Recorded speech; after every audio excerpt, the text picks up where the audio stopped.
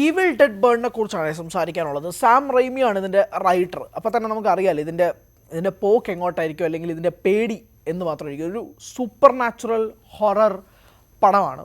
വയലൻസിൻ്റെ ഒരു കൊടൂര വയലൻസാണ്. അതായത് നമുക്ക് കുറച്ച് കഴിയുമ്പോഴേക്കും സ്ക്രീനിൽ നിന്ന് കണ്ണെടുക്കണം എന്ന് തോന്നുന്ന തരത്തിലുള്ള അപാര വയലൻസാണ് ഈ സിനിമയ്ക്കകത്തുള്ളത്. A കാറ്റഗറിയാണ്, എ പടമാണ്, എ റേറ്റഡ് ആണ്. പക്ഷെ ഇതിൻ്റെ വയലൻസ് എന്നൊക്കെ പറഞ്ഞു കഴിഞ്ഞാൽ നമ്മൾ ഓരോ സ്ലാഷർ പടങ്ങൾ കാണുമ്പോഴും നമുക്ക് തോന്നാറുണ്ട് ഇതിനപ്പുറം എന്ത്. ബട്ട് ഈ സിനിമയുടെ വൗ ഫാക്ടറോ അല്ലെങ്കിൽ ഈ സിനിമയെ പിടിച്ചു നിർത്തുന്ന ഏറ്റവും പ്രധാനപ്പെട്ട ഘടകം എന്താണെന്ന് വെച്ചാൽ ഓരോ തവണയും അവർ നമ്മളെ they never fail to surprises. ഇങ്ങനെ സർപ്രൈസുകൾ തന്നുകൊണ്ടിരിക്കും. വളരെ ചെറിയൊരു പശ്ചാത്തലത്തിൽ എടുക്കപ്പെടുന്ന ഒരു സിനിമയാണ്. പശ്ചാത്തലം ഇൻ ദ സെൻസ് ഇതിൻ്റെ ബാക്ക്ഗ്രൗണ്ട് വളരെ കുഞ്ഞാണ്. വിൽ എന്ന കഥാപാത്രം, അയാളുടെ വൈഫ്, അയാളുടെ മറ്റൊരു സഹോദരൻ, പുള്ളിയുടെ വൈഫ്, അച്ഛൻ, അമ്മ, അമ്മുമ്മ, ഇത്രേ ഉള്ളൂ. കഥ ഇത്രേ ഉള്ളൂ. ഇത്രയും പേരേ ഉള്ളൂ. ഈ 7 പേരെ വെച്ച് ഇവർ ബിൽഡ് ചെയ്തേക്കുന്നൊരു വേൾഡ്, ഡാഗറുമായി ബന്ധപ്പെട്ട അല്ലെങ്കിൽ ഒരു വെപ്പണുമായി ബന്ധപ്പെട്ടൊരു കണക്ഷൻ. ഈ സിനിമയുടെ പോക്ക് അങ്ങനെയാണ്. ഞാൻ പറയുന്നത് ഇത് വളരെ ഗ്രിപ്പിംഗ് ആണ്. ഈ പടം ലെസ് ദാൻ 2 hours ആണ്. ഈ less than 2 hours from the first scene ഈ പടത്തിനെ നമ്മൾ ഹുക്ക് ചെയ്ത്, and if you are a fan of violent films, please ticket എടുത്ത് കാണും. ഇതിനകത്ത് വേറെ ആലോചിക്കാനൊന്നുമില്ല. Watch it in a big screen, ഇരുട്ടത്ത് കാണണം. ഇത് അങ്ങനെ കാണേണ്ട പടമാണ്. ഞാൻ വളരെ വയലൻറ്റ് ഫിലിംസ് ആസ്വദിക്കുന്നൊരു വ്യക്തിയല്ല.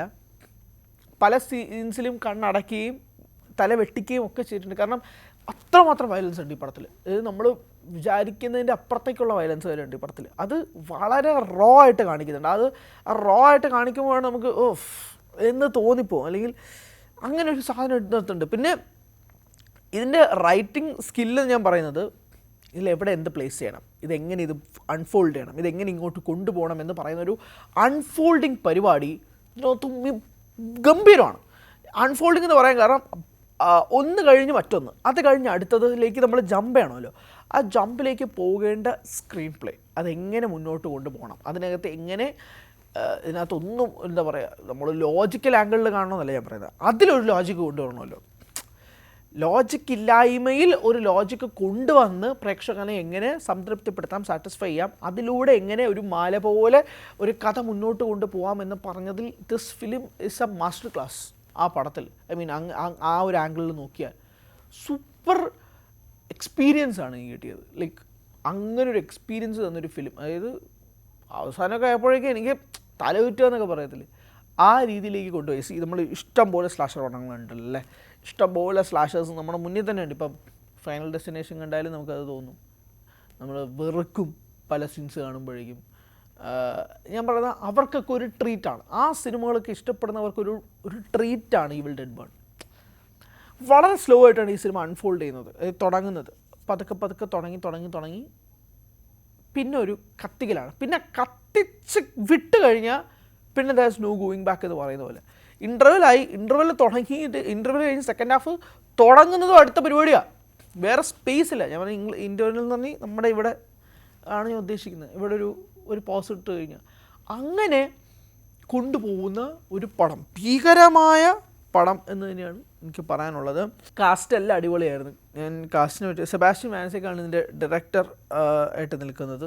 ഗംഭീര വർക്ക്, സൂപ്പർ വർക്ക്. ഇതിപ്പോൾ ഇതിൻ്റെ മ്യൂസിക് ഡിപ്പാർട്ട്മെൻറ്റ് ആയിക്കോട്ടെ, എൻ്റെ VFX പരിപാടി ആയിക്കോട്ടെ, എല്ലാ ഡിപ്പാർട്ട്മെൻറ്റും അടിപൊളിയായിട്ട് ഫീൽ ചെയ്ത്, പെർഫോമൻസ് വൈസ് ഓസമായിരുന്നു എല്ലാവരും. അതായത് അടിപൊളിയായിരുന്നു, ഗംഭീരമായിരുന്നു. നമുക്ക് ആ പേടി കിട്ടും, നമുക്ക് ആ ഇമോഷൻ കിട്ടും. ആൻഡ് ഞാൻ പറയുന്നത് ഒന്നിലേക്ക് എത്തുന്നതിന് മുമ്പ് അവർ കൊടുക്കുന്നൊരു ബിൽഡപ്പ് ഉണ്ട്. ആ ബിൽഡപ്പ് വളരെ സ്ട്രോങ് ആണ്. നമ്മൾ ഇങ്ങനെ പിടിച്ചെടുത്തും. ഓരോ ആക്ടിവിറ്റിക്ക് മുമ്പും ഒരു ബിൽഡപ്പ് കൊടുക്കുമ്പോഴേക്കും വാട്ട് നെക്സ്റ്റ് എന്ന് പറഞ്ഞ് ഇങ്ങനെ നമ്മളെ ഇട്ട് നമ്മൾ ഒരു സൂചിയിൽ നൂല് കോർക്കുന്ന പോലെ നമ്മൾ ഇട്ടിങ്ങനെ ഒരു ലൂപ്പിലേക്ക് ഇങ്ങനെ കൊണ്ടുപോകുന്നുണ്ട്. ഒരു ഫീലാണ്. ആ ഫീൽ എല്ലാ സ്ലാഷർ പടങ്ങൾക്കും കിട്ടണമെന്ന് നിർബന്ധമൊന്നുമില്ല. സ്ലാഷർ എന്ന് പറഞ്ഞാൽ ചുമ്മാ ചോര കാണിക്കുകയും തെറിപ്പിക്കുന്ന പരിപാടിയല്ലല്ലോ. There has to be something behind it. ആ ക്രക്സ് എന്താണ് അതിൻ്റെ ക്രക്സ്, ആ ക്രക്സ് വളരെ സ്ട്രോങ് ആയിട്ട് ഈ പടത്തിലുണ്ട്. There is a reason for it. ആ റീസൺ ഇമോഷണലി ഹുക്കിംഗ് ആണ്. അങ്ങനെ എല്ലാം കൊണ്ടും Evil Dead Burn was one of the best watches in 2026 എന്നെ സംബന്ധിച്ചിടത്തോളം. അതായത് ഞാൻ ഭയങ്കര സന്തോഷത്തോടുകൂടി ഇറങ്ങിയെന്നല്ല പറയാം, ഞാൻ വളരെ എന്താ പറയുക ഇങ്ങനെ കണ്ടു എന്ന് പറഞ്ഞ് ഫീൽ ചെയ്ത, എന്നാൽ ആസ് എൻ ഓഡിയൻ സാറ്റിസ്ഫൈ ചെയ്ത് ഇറങ്ങി വന്നൊരു പടമാണ് ഈവിൾ ഡെഡ് ബേൺ. പിന്നെ ഈവിൾ ഡെഡ്സിൻ്റെ മുന്നത്തെ പടങ്ങളുമായിട്ട് ഇതിന് ഒരു ബന്ധവുമില്ല. ഇതൊരു സ്റ്റാൻഡ് അലോൺ ഫിലിമാണ്. ഒരു ബന്ധവുമില്ല, കഥ ക്യാരക്ടർ ഒന്നും ബന്ധമില്ല, ഒറ്റയ്ക്കുള്ളൊരു പടം. അതുകൊണ്ട് തന്നെ ഇതിന് മുന്നത്തെ ഇത് കണ്ടാൽ മാത്രമേ ഇത് കാണാൻ പറ്റുള്ളൂ എന്ന് ഒരു നിർബന്ധമില്ല. കാണാത്തവർ go and watch this film. It's gonna B A treat. Violence ആഗ്രഹിക്കുന്നവർ അല്ലെങ്കിൽ വയലൻസ് സിനിമയിൽ കണ്ടാൽ ഒരു പ്രശ്നമില്ല, ബ്ലഡ് ഷെഡ് കണ്ടാലും കുഴപ്പമില്ല, അതൊക്കെ എനിക്കിഷ്ടമാണ് എന്ന് പറയുന്നവർക്കും, സ്ലാഷർ ജോണേഴ്സിൻ്റെ ഫാൻ ആണെങ്കിൽ നേരെ പോയി ടിക്കറ്റ് എടുത്ത് ഇതിനകത്ത് വേറെ ചിന്തിക്കാനൊന്നുമില്ല.